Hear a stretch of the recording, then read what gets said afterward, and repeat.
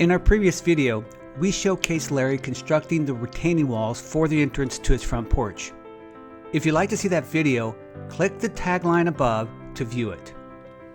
Today, we'll feature the pouring of a concrete slab over the compacted fill of gravel and sand, which is essential for providing a sturdy base for the tiles that will be laid on top. Additionally, Larry and his team will be forming and pouring the concrete steps. To pick up where we left off, stem wall's been poured, the decorative edge is around the outside, and we backfilled after that. I'd say 17 yards of gravel and sand in there. So it's all been pounded down.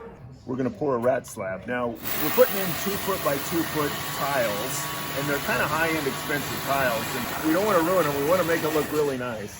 So we could have chosen to just put them in sand and just plate compact them down. That's one method to do it. But the method we're going to use is we're going to pour a rat slab, which is about a 3-inch deep piece of concrete that'll set on, and then we'll use thin set mortar and just put them down just like you would tiles inside the house. Now we're putting in a rebar to tie in the perimeter to the slab so they don't settle independently. Yesterday, we finished the concrete border along the wall of the house by building forms and filling them with concrete. To prevent the concrete from rotting the plywood sheathing of the house, sheet metal was used as a barrier between the concrete and the plywood. Now we are on the build of the concrete slab using the mixer. The concrete mix recipe is 1 part cement, 2 parts sand, 3 part gravel. The sand and gravel come pre-mixed.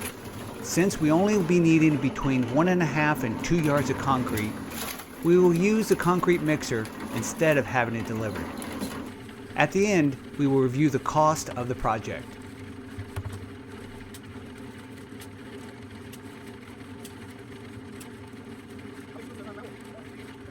Please take a moment and subscribe to my channel. We start out first with a mixer on top of the porch to make the first half of the concrete pouring easier. Then we will move it to the ground for the second half.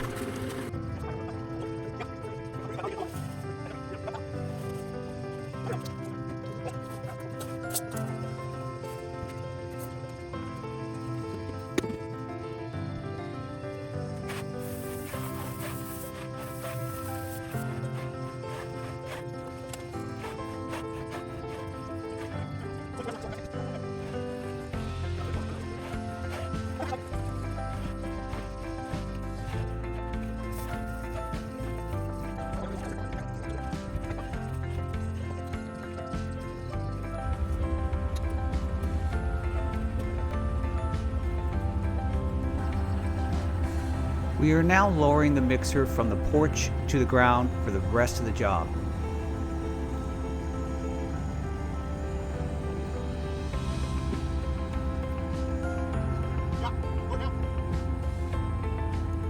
Shoveling the premix directly from the pickup to the mixer eliminates handling the premix twice. Since the landscape supply store is nearby, we chose to make a trip mid-pour to have a yard dumped directly into the pickup.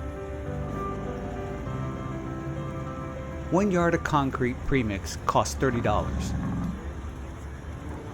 This saved us labor of shoveling premix into the truck and moving it from another area on our site.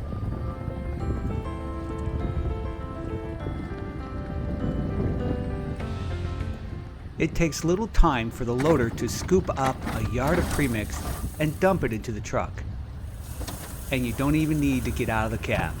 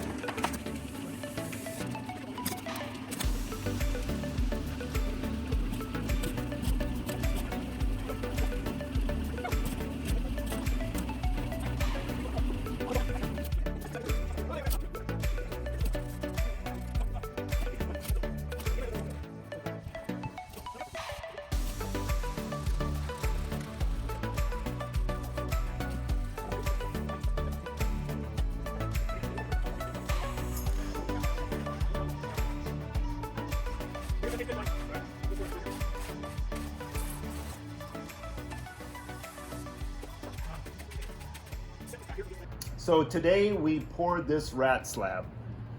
Last night we finished off the border. You can see the fresh green concrete out there against the house.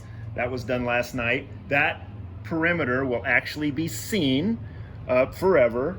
This rat slab you see in the field right here will not be seen.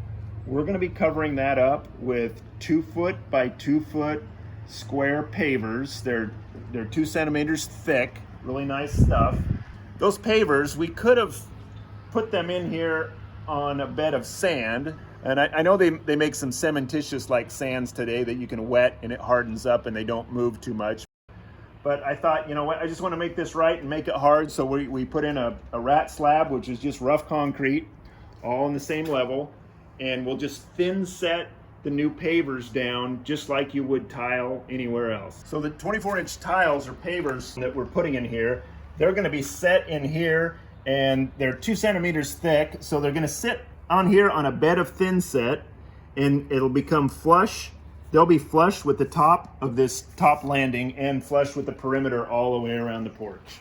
Tomorrow, come back in and cut the break lines in this, so when it cracks, we control the cracks. The steps are here near us, the door's over there, and what we're having to do here is the lines we're putting in, we're going to cut tomorrow with a diamond saw, need to line up with the grout lines of the tile. If you don't do that and you put a tile over separating over the top of a joint line, that when that breaks, when that concrete down there cracks, it transfers that crack right up to the tile and it just busts the tile in half. So we're going to force the cut lines to be on a grout line, and in this case, I got to measure over 7 foot 8 3/4 and cut that tomorrow, and then that's in the X direction. In the Y direction, do the same thing at 7 foot 2 and cut one this way, and so all those line up, and we shouldn't have any problems with transferring cracks to the tiles. We got it pretty consistent, but about a 3-inch slab. We put rebar poked in at the perimeter to make sure the slab and the perimeter stay and they settle at the same and they don't move away from each other. But we didn't reinforce the concrete at all. Tomorrow, we'll be working on pouring the steps, forming and pouring the steps. We'll show you the details of that. The next day, we are building the steps to the porch. We start the 5-foot wide steps with building the outside forms and filling the inside with gravel and compacting it. We then proceed with installing the step forms using a 6.5-inch rise and 11.5-inch run. The frames are supported by 3 adjustable braces on each side. Rebar was rotor hammered into the stem wall to assure the steps stay aligned to the porch. The forms for the risers have a center brace to prevent bowing. Reference this drawing for details on how to set forms for your steps. Johnny starts to fill the steps with concrete. We mix it a little drier so it doesn't flow out of the forms on the lower steps. And this is what the steps look like after all the forms are removed and before the treads are installed. The treads will have a molded decorative edge that matches the chiseled precast column tops of the porch. Larry precasted the 14-inch by 60-inch by 2-inch stair treads on a bench. Inside of the form for the tread is a silicone chiseled mold, the same one he used on the outside frame of the porch. And this is what the tread looks like after the frame and silicone mold are released. We will need 3 of these. The treads are now installed on the steps. They match perfectly to the porch and the top of the columns. The 12 by 12 porch slab and stairs took about 48 labor hours and $280 of material, with a total cost of about $2,680. In our next video, we'll be installing the tiles on the slab and the rock veneer on the porch face for the complete classic finished look. Please subscribe for that video and like this one.